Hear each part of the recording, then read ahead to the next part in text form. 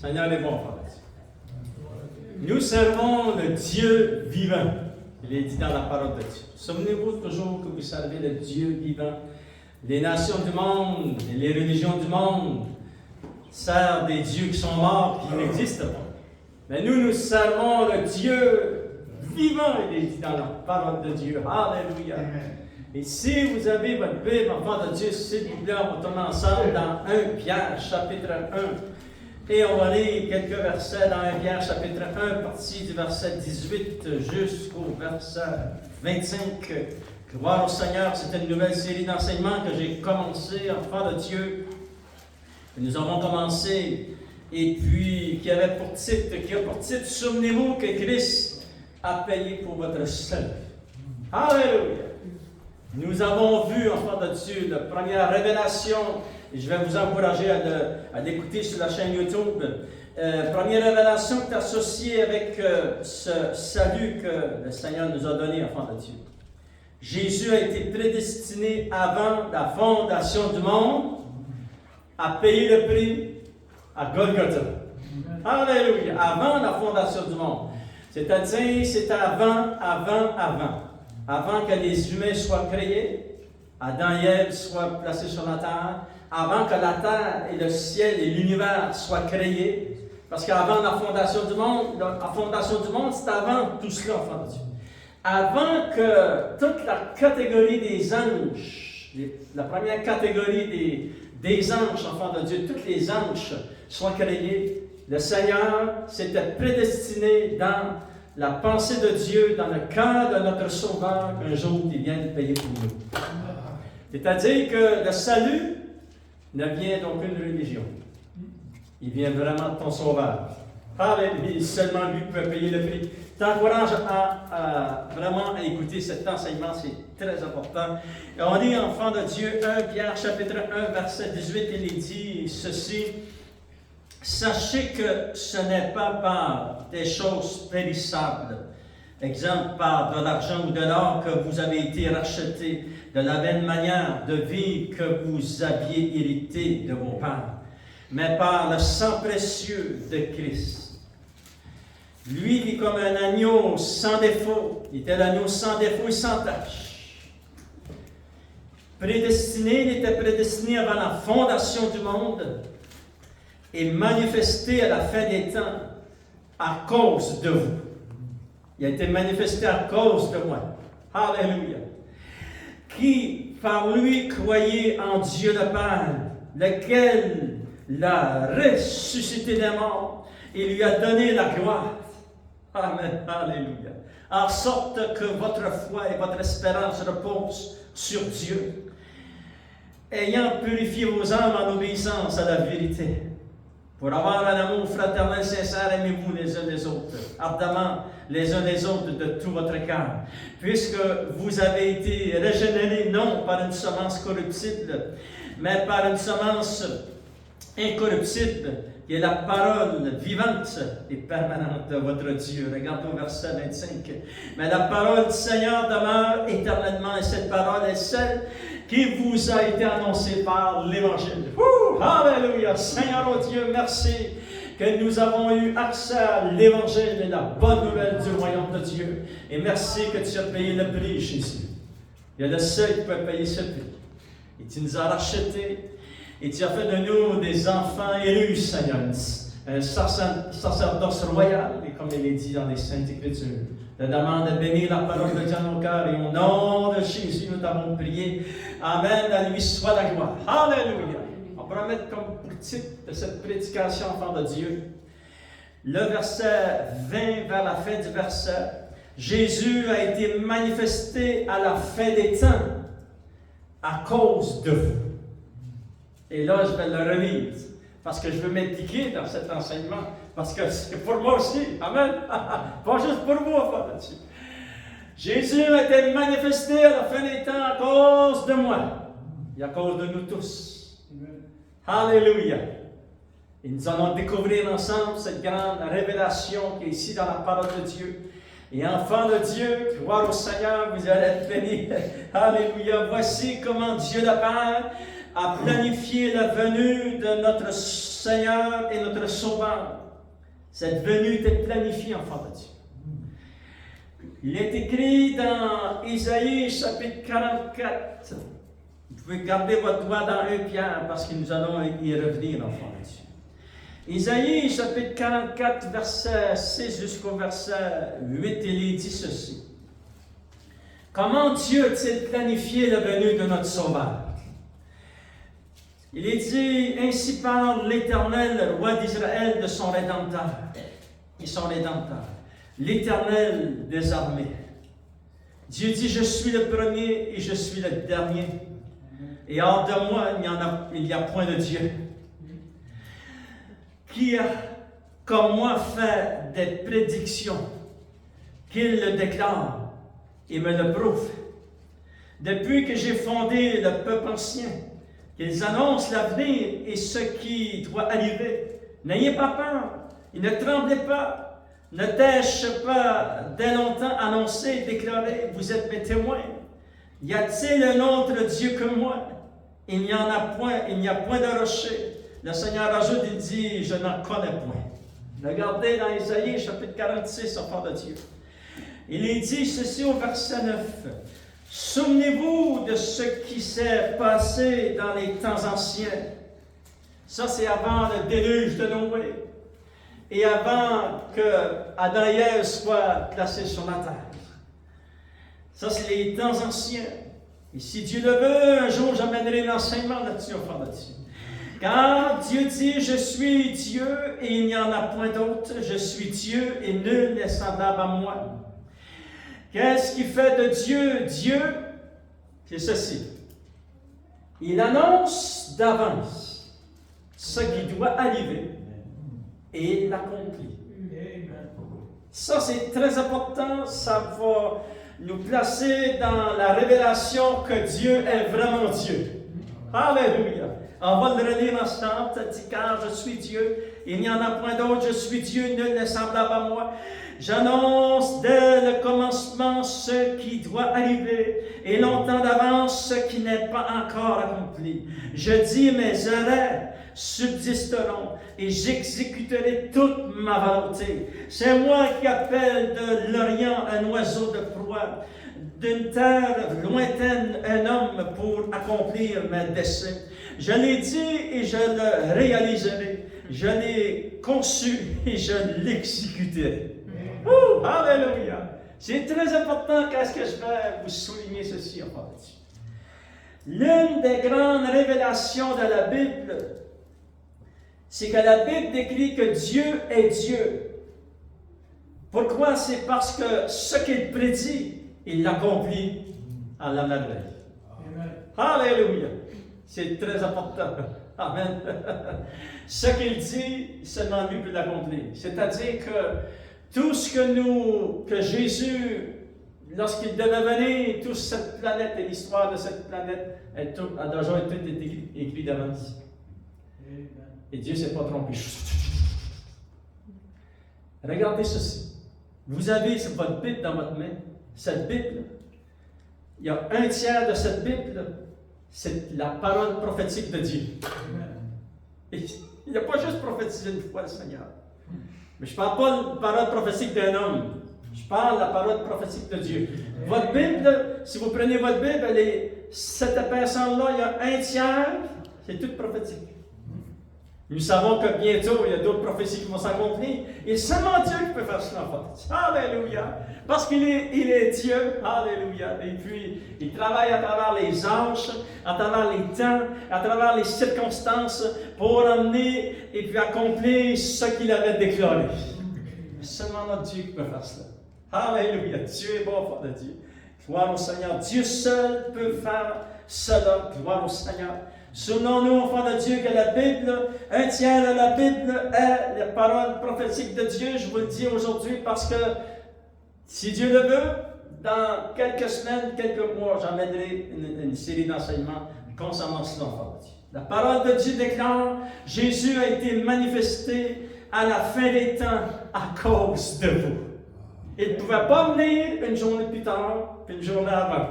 C'était prophétisé. C'est tellement fort, enfant de Dieu, que Dieu avait même prophétisé la ville où Jésus devait naître. Alléluia. Il a prophétisé, et tout s'est accompli, enfant de Dieu. Nous lisons dans le Nouveau Testament, et lorsque dans l'Ancien Testament, ça dit dans Michée, chapitre 5, verset 1, Alléluia, il est dit, je vais vous le lire, ce verset, c'est un verset merveilleux, ça dit, et toi, Bethléem, Ephrata, petite entre les milliers de Juda. Ça, c'était une petite ville, petit endroit entre les milliers des autres villes de Juda. Il dit, toi, regardez qu'est-ce que Dieu dit. C'était impossible qu'un homme puisse accomplir cela, que l'histoire puisse l'accomplir seule, que les anges puissent l'accomplir, c'était impossible. Et ça dit, enfant de Dieu, petite entre les milliers de Juda, de toi sortira pour moi celui qui dominera sur Israël. Et donc, l'origine remonte aux temps anciens, aux jours de l'éternité. Alléluia! Wow, enfant de Dieu, qui remonte aux temps anciens, aux jours de l'éternité, c'est notre Sauveur. Amen. Il devait naître à Bethléem, la petite ville de Bethléem, où il y avait pas.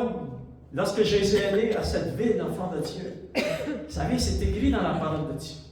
Ça dit que les marches sont partis de l'Orient, ont fait vraiment un grand voyage pour arriver à Jérusalem.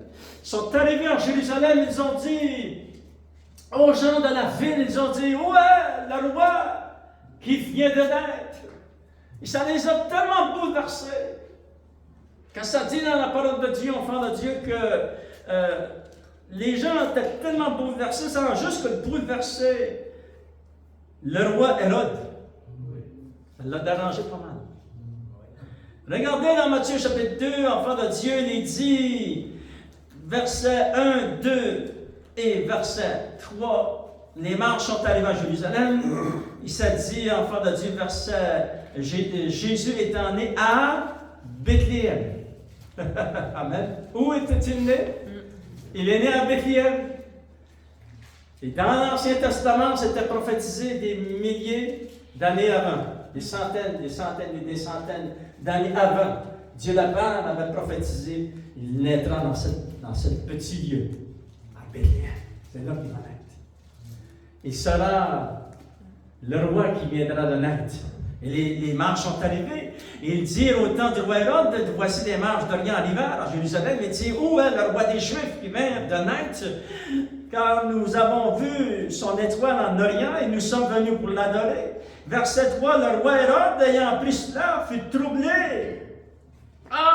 Troublé, toute Jérusalem avec lui. Et là, qu'est-ce qu'il a fait? Il assembla tous les principaux sacrificateurs et les scribes du peuple et les saints, formant d'eux où devait naître le Christ.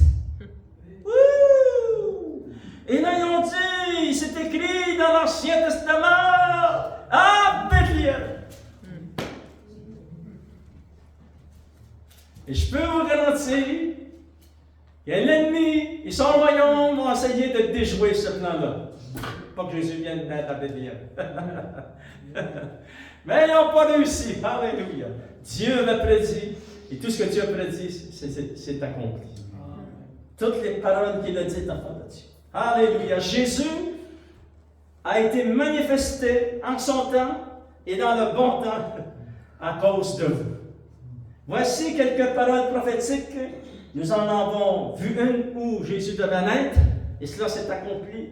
Et celle-ci, enfant de Dieu, nous allons en voir une deuxième que Dieu avait déclarée dans la parole de Dieu et que ça s'est accompli. Alléluia. Voici cette parole prophétique que le Père a déclarée concernant la venue de Jésus, et chacune de ces paroles prophétiques se sont accomplies. Cette parole prophétique, nous la trouvons, s'il vous plaît, nous devons lire cela dans Genèse chapitre 3, verset 13 jusqu'au verset 15. Alléluia. C'est très important que nous, les chrétiens, nous voyons ce qui est écrit dans ces versets. Cette parole prophétique concernait la venue de Jésus, et Dieu le Père, c'est lui qui l'a déclaré. Maintenant, enfant de Dieu, On va lire ensemble Genèse chapitre 3, versets 13, 14 et 15. Nous savons que le chapitre 3, c'est lorsque Adam et Ève sont tombés dans le péché et cela a amené une catastrophe vraiment mondiale. C'est vraiment quelque chose qui est arrivé l'enfant de Dieu. Et ça dit que Dieu est descendu vers le soir pour parler avec Adam et Ève dans le jardin d'Éden. Et ça dit, enfants de Dieu, qu'ils se sont cachés loin de Dieu, et Dieu leur a dit, pourquoi vous êtes-vous cachés? Ils ont dit, parce qu'on a eu peur. Celui qui ne connaît pas Dieu a peur de Dieu. Lorsqu'on connaît Dieu, on embrasse le Seigneur. Amen. Alléluia. Et il est dit que Dieu a discuté avec Adam et Ève, et aussi avec celui qui les avait fait tomber dans le péché. Verset 13, il est dit, et l'Éternel dit, Dieu dit à la femme, pourquoi as-tu fait cela? La femme répondit, le serpent m'a séduite et j'en ai mangé. Et l'Éternel s'est tourné vers le serpent. Il dit au serpent, puisque tu as fait cela, tu seras maudit entre tout le bétail, entre tous les animaux des champs, tu marcheras sur ton ventre et tu mangeras de la poussière tous les jours de ta vie. Et Dieu rajoute ceci, je mettrai inimitié entre toi et la femme, c'est-à-dire entre toi et les humains, il y aura une inimitié, ce sera éternel. Je mettrai une inimitié entre toi et la femme, entre ta postérité et sa postérité. Vous êtes la postérité de la femme, et Satan a une postérité aussi. Fait que Dieu dit, je mettrai une inimitié entre ta postérité et sa postérité. C'est pour ça que lorsque tu es sauvé, tu le chasses au nom de Jésus. Alléluia, parce qu'il était en combat, mon ami. Mais tu es plus qu'un vainqueur.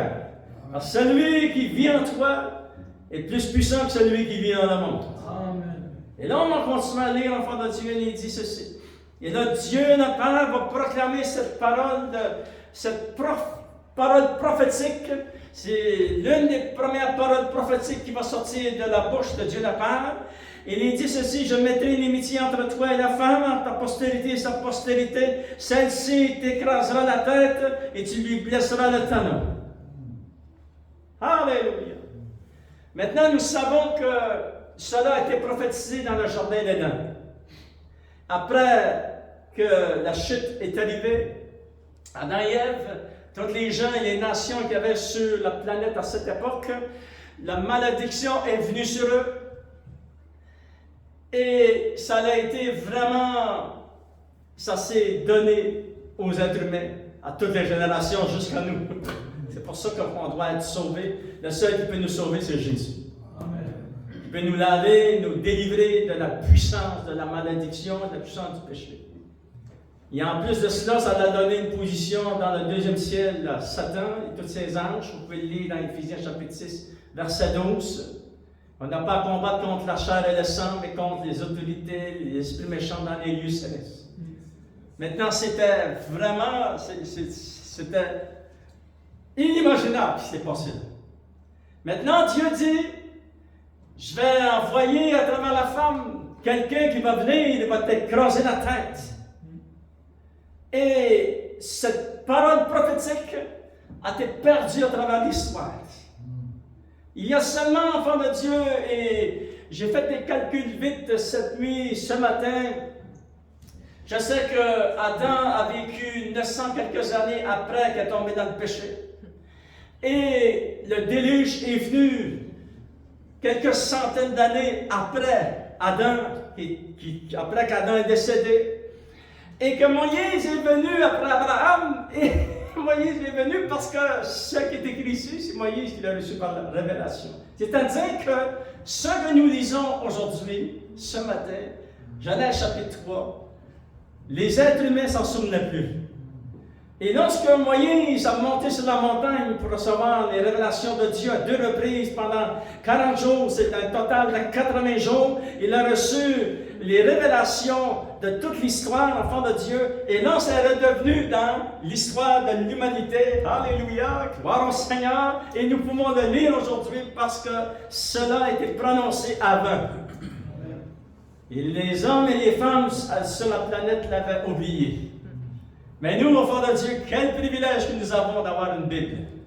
C'est un miracle extraordinaire. Alléluia. Et Moïse, par révélation, il va écrire sous la plume du Saint-Esprit, enfant de Dieu, sans erreur. Alléluia. Il va écrire que Dieu avait dit, avant le déluge, et avant que, juste à l'instant où Adam et Ève sont tombés, que la malédiction est venue partout sur la planète, il avait dit, je mettrai inimitié entre toi et la femme, entre ta postérité et sa postérité, celle-ci t'écrasera la tête et tu lui blesseras le talon. Mais nous savons que lorsque Dieu a déclaré cela, il y a une guerre qui s'est déroulée sur cette planète, enfant de Dieu. Vous l'avez décrit dans Genèse chapitre 4, 5 et 6, et ça a amené un déluge mondial sur la planète. Il y a seulement 8 êtres humains qui ont pu être sauvés. Comme vous savez, vous connaissez l'histoire de Noé et le déluge de Noé. C'est-à-dire que pour que seulement 8 êtres humains soient sauvés, il y avait quelque chose d'épouvantable à ce temps-là, enfant de Dieu. Et à un tel point que le diable, lorsqu'il a entendu la parole de Dieu le Père, dire que quelqu'un va descendre à travers la femme, à travers cette personne, un jour, il y a quelqu'un qui va naître, et puis il va t'écraser la tête. Et là, une guerre a commencé pas juste dans le monde spirituel, mais sur cette planète dans laquelle nous sommes aujourd'hui. Parce que cette planète a changé. C'était pas comme ça, c'était avant le déluge.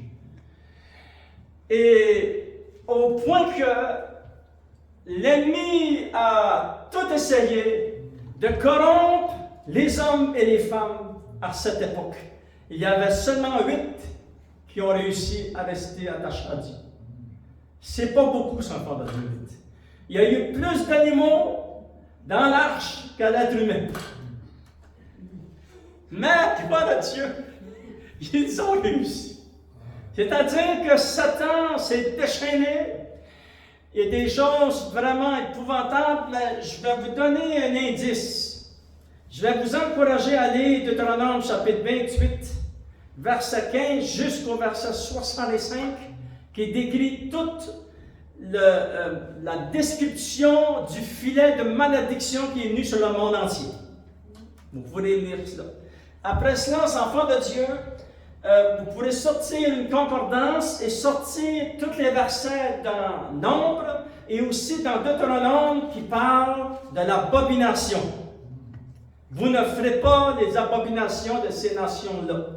C'est-à-dire que lorsqu'Adam et Ève sont tombés dans le péché, les péchés sont venus sur la terre. Mais l'ennemi a amené plus que les péchés de l'homme sur la terre. Il a amené les abominations. Lorsque vous sortez votre concordance, vous regardez tous les mots, vous pourrez lire les versets. Lorsque ça dit les abominations, ce sont les ténèbres, l'ennemi qui a amené les péchés les plus intenses sur la planète. C'est pour ça que Dieu est obligé d'envoyer un déluge. C'était tellement intense qu'il y a 8 êtres humains qui ont été sauvés. Et Dieu l'avait promis. Fait qu'il y a eu un gros combat. Puis, enfant de Dieu, pour que tu sois sauvé aujourd'hui, c'est un miracle. C'est un miracle qu'on a été sauvé. Après que Jésus a donné sa vie, même avant et après, enfant de Dieu, jusqu'à aujourd'hui, tous ceux qui sont nés de nouveau, vous êtes un miracle. L'ennemi s'est déchaîné pour empêcher la venue du Fils de Dieu. Il n'a pas réussi. Il ne réussira pas. Parce que Dieu est plus grand que lui, enfant de Dieu. Regardez, enfants de Dieu, ce qui s'est produit dans Matthieu chapitre 1. Alléluia. C'est très, très important. Parce que le titre du message, vous vous souvenez que c'était enfants de Dieu, comme nous l'avons lu dans la parole de Dieu. Le Fils a été manifesté en son temps à cause de vous.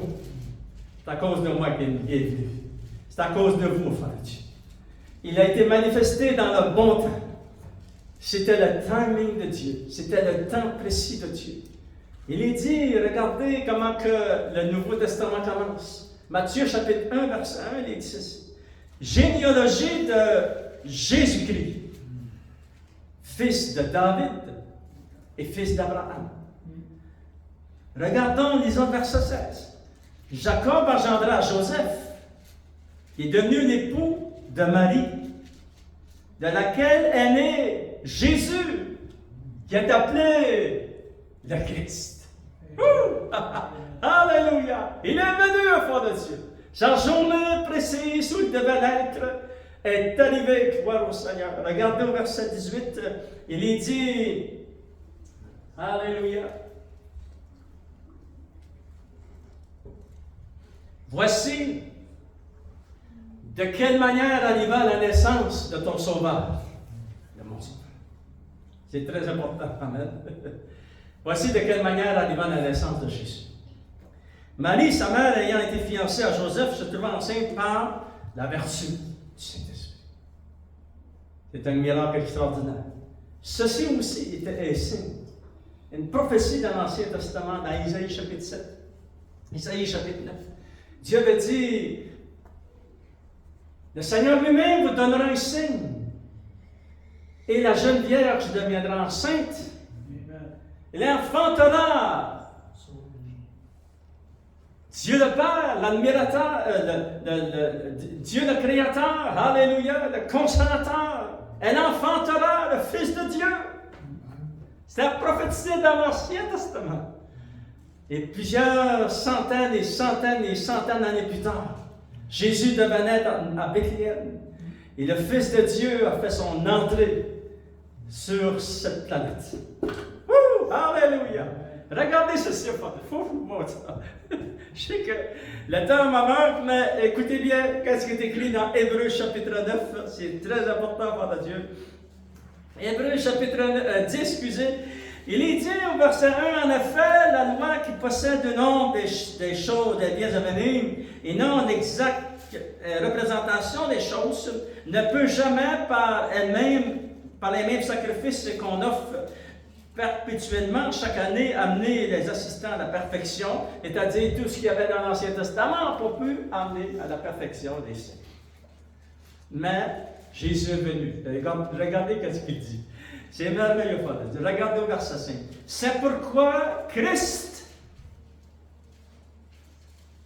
entrant dans le monde,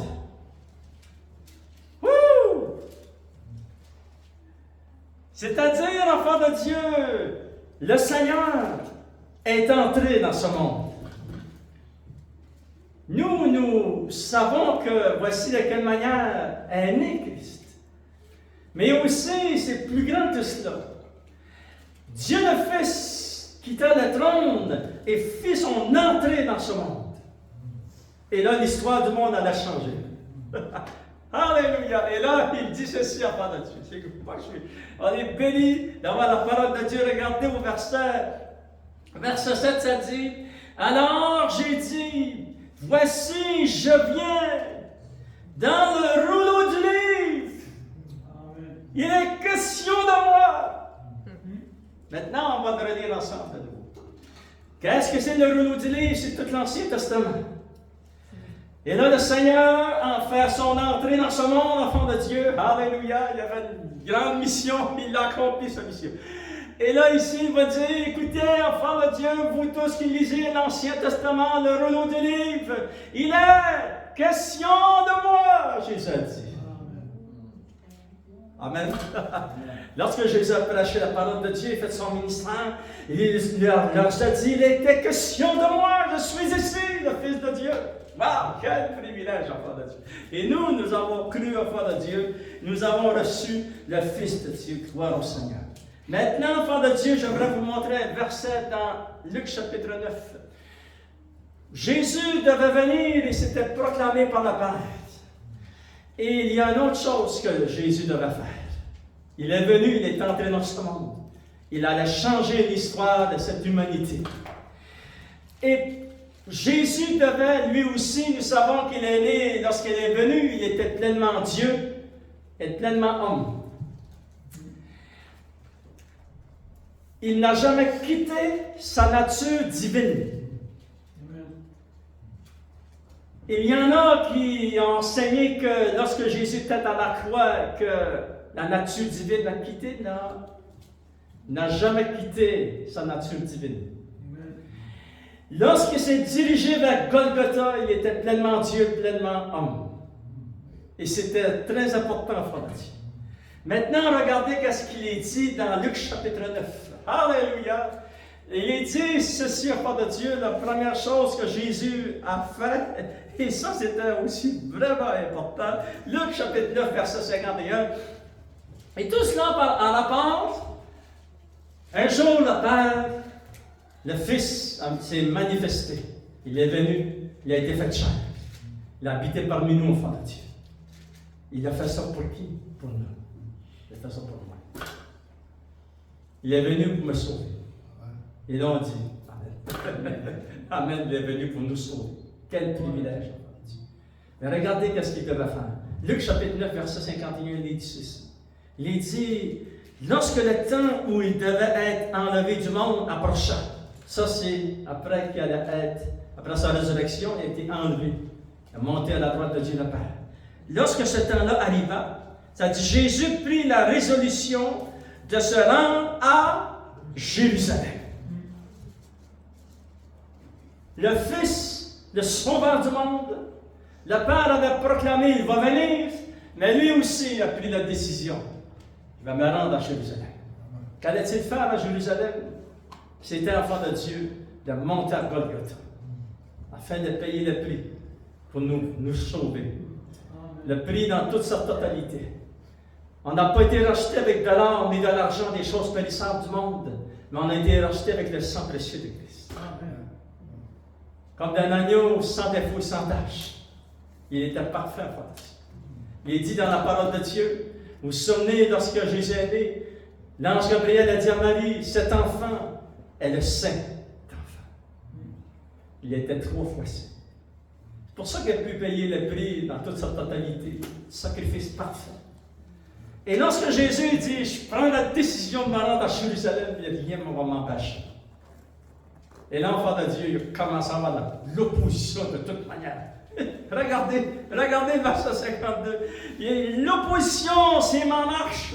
Et ça, c'est l'ennemi qui m'amène l'opposition contre les choses de Dieu. À travers les humains, à travers toutes sortes de circonstances, etc. Ça dit, il envoya devant lui les messagers qui se mirent en route. Ils entrèrent dans un bourg des Samaritains pour lui préparer un logement, au Seigneur. Mais on ne le reçut pas. Il ne voulait pas loger le Seigneur parce qu'il se dirigeait vers Jérusalem. Et là, les disciples, Jacques et Jean, étaient vraiment pas contents. Ça dit, voyant cela dit, ils ont dit au Seigneur, veux-tu qu'on fasse descendre le feu du ciel pour les consumer, Seigneur? Puis là, Jésus prit la parole. Jésus se retourna vers eux et les réprimanda, disant, vous ne savez de quel esprit vous êtes animés, car le Fils de l'homme est venu, non pour perdre les âmes des hommes, mais pour les sauver. Allons à un autre endroit pour s'en trouver un endroit pour se loger. Voyez-vous, enfants de Dieu, la guerre était déjà commencée. Le Seigneur avait pris une ferme résolution. C'est une résolution qu'elle n'a pas changée. Pour toi et pour moi, il allait se diriger vers Golgotha et il allait accomplir le sacrifice parfait. Parce qu'il aurait pu changer d'idée à plusieurs reprises. Luc chapitre 22, vous vous souvenez, il était dans le jardin de Gethsemane, il a dit à son père, il a dit, Père, si tu peux éloigner de moi cette coupe, mais sinon, Seigneur, que ta volonté se fasse. Parlant de la croix de Golgotha. Il a été manifesté, enfant de Dieu, en son temps, dans le bon jour, dans le bon moment, en son temps à cause de vous. Gloire au Seigneur. Le Seigneur a pris la décision d'aller se diriger vers Golgotha. Gloire au Seigneur. Pourquoi est-il allé à Golgotha? Maintenant, en terminant, il faut que je vous montre ça fort. Dans Éphésiens chapitre 1, tournons s'il vous plaît dans Éphésiens chapitre 1, alléluia. Il est dit, au verset 7, « En lui, nous avons la rédemption par son sang de la rémission des péchés. » Amen. Et là, on dit, merci Seigneur que tu m'as racheté. Alléluia. Mais la croix de Golgotha était plus que tout cela. Parce que être pardonné de nos péchés, c'est vraiment un miracle de Dieu. Et on dit merci Seigneur.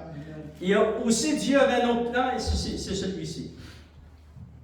Ça dit, selon la richesse de sa grâce, que Dieu a répandu abondamment sur nous par toute espèce de sagesse et d'intelligence, nous faisant connaître le mystère de sa volonté, selon le bienveillant dessein qu'il avait formé en lui-même, c'est-à-dire en Dieu lui-même, Dieu le Père. Il y avait un dessein, il y avait une volonté, c'était en lui, il y avait une mission que le Fils devait accomplir pour le mettre à exécution lorsque les temps seraient accomplis, de réunir toutes choses en Christ, celles qui sont dans les cieux et celles qui sont sur la terre.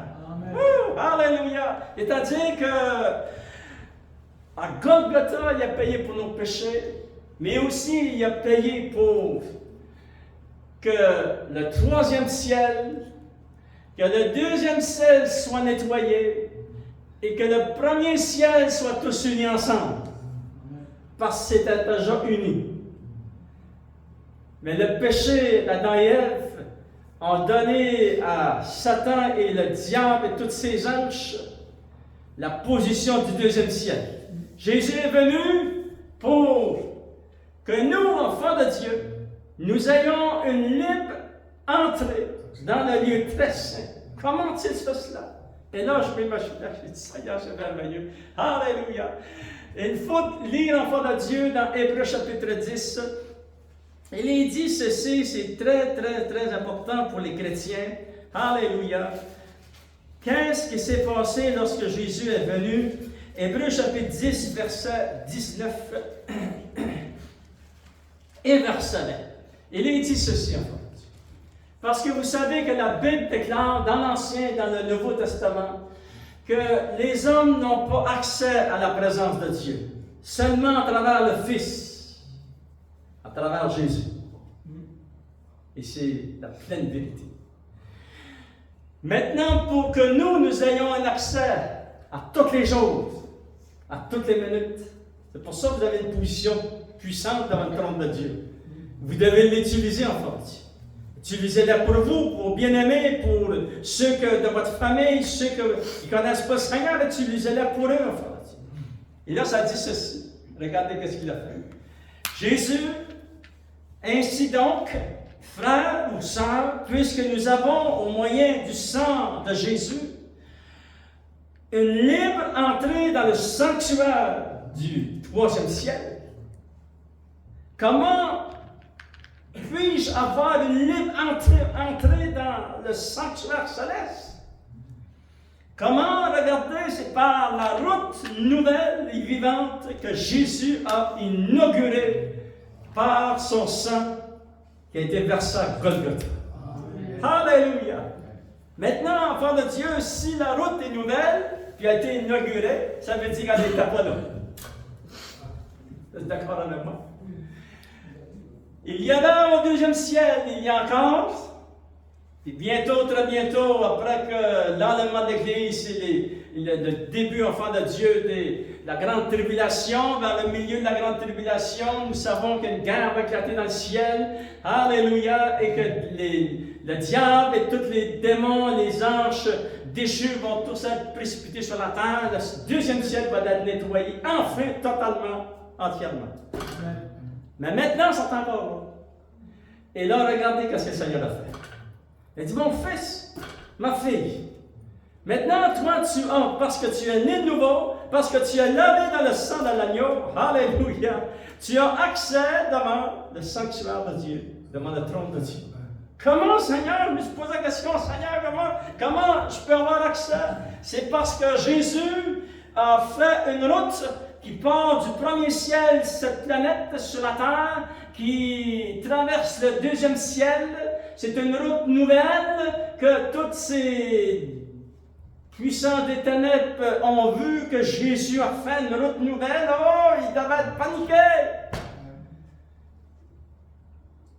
Lorsque Jésus a fait la route nouvelle, puis ils sont encore paniqués. Parce que j'aimerais vous dire ceci. Lorsque tu pries, n'oublie pas ceci. Lorsque tu pries au nom de Jésus, ta prière part de cette planète et monte directement au troisième ciel, à la vitesse de la puissance de Dieu. T'allais dire, moi, petit être humain comme moi, oui, toi. Lorsque tu pries, ta prière, à quel endroit traverse-t-elle? Elle prend l'autoroute que le Seigneur a mis en marche, qui a placé l'enfant de Dieu, elle traverse le deuxième ciel, alléluia! Et puis l'enfant de Dieu, il ne peut pas l'arrêter. Il ne peut pas arrêter ta prière, il ne peut pas revenir jusqu'à Dieu. Dans l'Ancien Testament, il peut. Mais là, il ne peut pas. Pourquoi? C'est parce qu'il y a une route nouvelle qui a été faite. Amen. Inaugurée. Ah, j'allais bien là. Elle va chez nouveau enfant de Dieu, vous savez. Bientôt, ils vont inaugurer un nouveau pont ici dans la région. Et puis là, ça va être les trompettes, ça va être les invités spéciaux. Et puis ça va être tout un phénomène qu'ils vont réaliser avec cela. Et puis ils ont raison. Mais ici, enfant de Dieu, Jésus a fait une nouvelle route. Et ça s'appelle, cette route a été pavée par le sang de Christ. Et cette route a été inaugurée il y a maintenant 2000 ans, enfant de Dieu, par le Fils de Dieu. Alléluia. C'est pour ça que tu peux avoir un libre accès devant le trône de la gloire. Alléluia. Le Seigneur a payé, enfant de Dieu, pour cette route. Et cette route, regardez, on va le redire, parce qu'on veut faire vraiment attention lorsqu'on le lit, ça dit au verset 20, par la route nouvelle et vivante. Alléluia! Cette route est nouvelle et cette route est vivante. Prie et prie et prie et prie. Pour tous les besoins que tu connais, ceux que tu as besoin ici, ceux que tu as besoin de ta famille, ceux qui ne connaissent pas le Seigneur, priez, priez et priez. C'est très important, enfant de Dieu. Ne vous relâchez point dans votre vie de prière parce que le Seigneur, enfant de Dieu, alléluia, a vraiment cette route nouvelle qu'il a inaugurée pour vous. Amen. Et on va revenir à le titre du message. Jésus a été, enfant de Dieu, manifesté dans les derniers jours à cause de moi et à cause de vous. Amen. On va le relire en terminant 1 Pierre chapitre 1. Regardez, enfant de Dieu, c'est comme qu'est-ce que je vous dirais, enfant de Dieu? C'est comme un résumé de tout ce que nous avons vu. Regardez, ça dit, verset 19.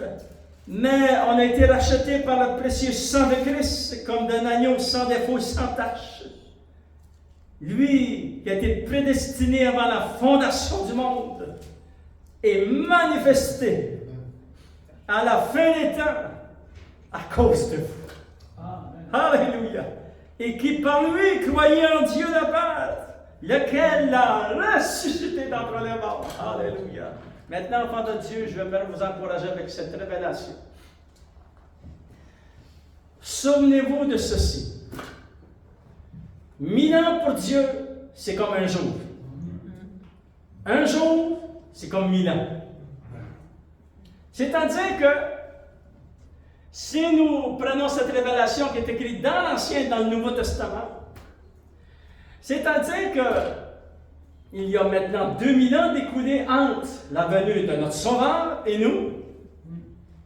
Mais si nous la plaçons dans le contexte de cette révélation, ça veut dire que ça fait seulement 2 jours que Jésus est venu.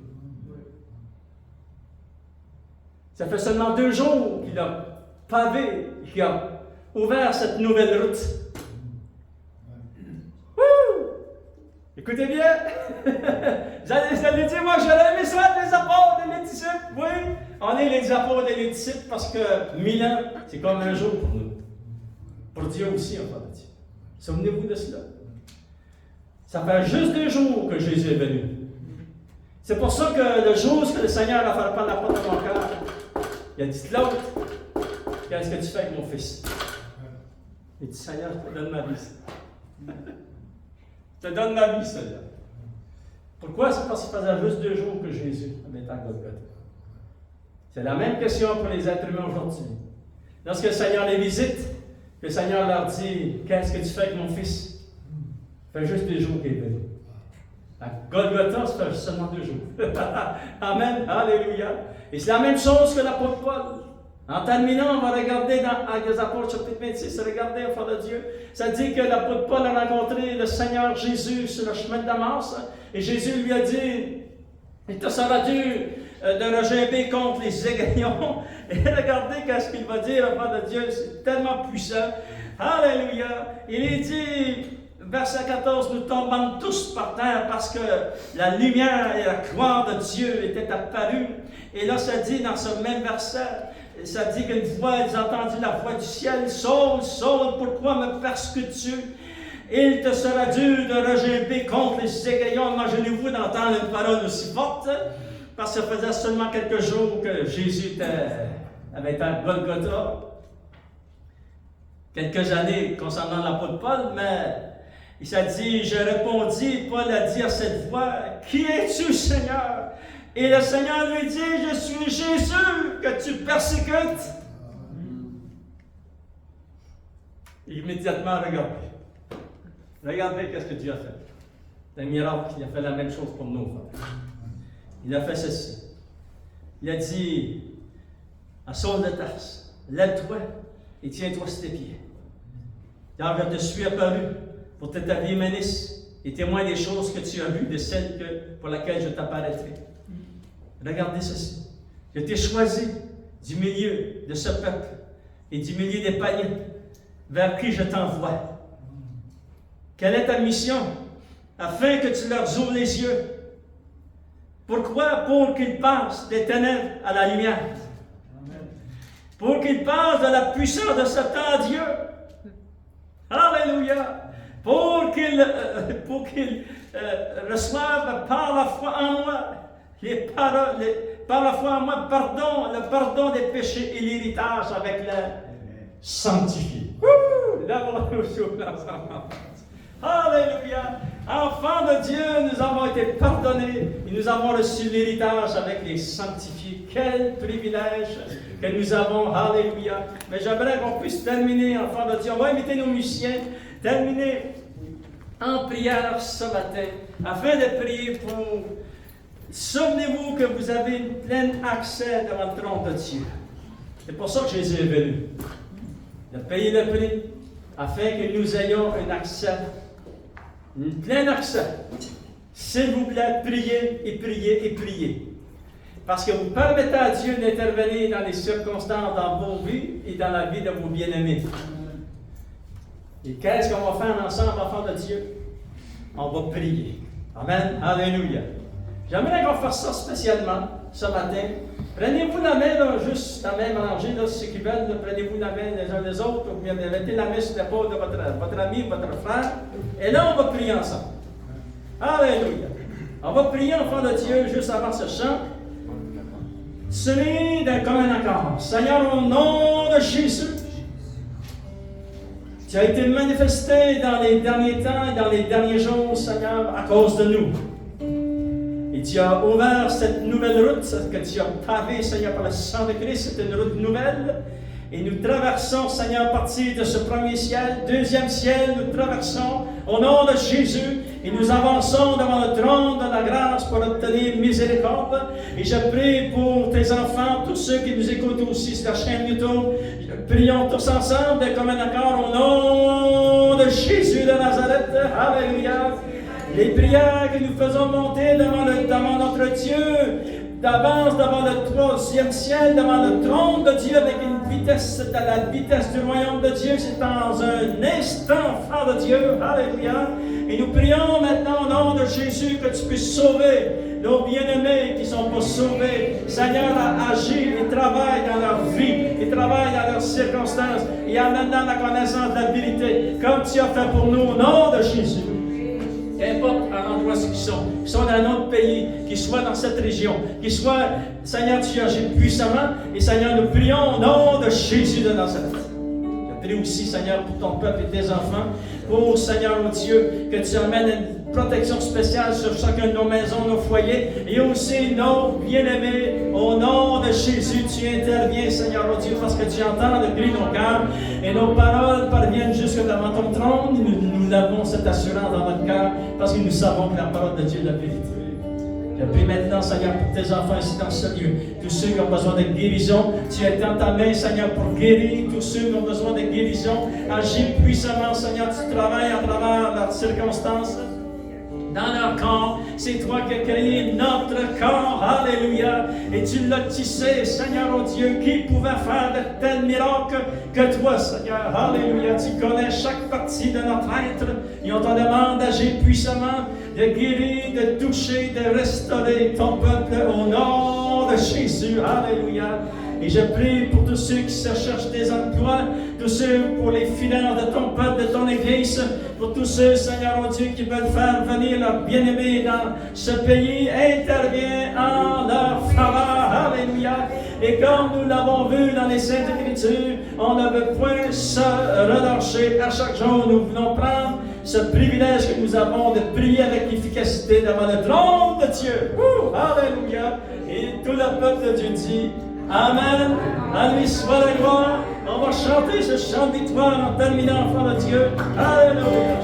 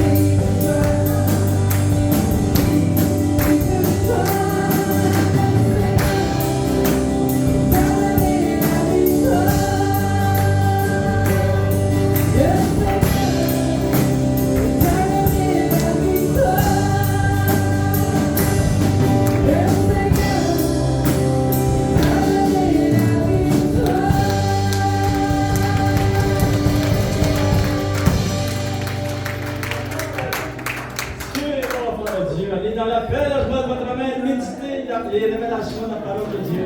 Que Dieu vous bénisse abondamment.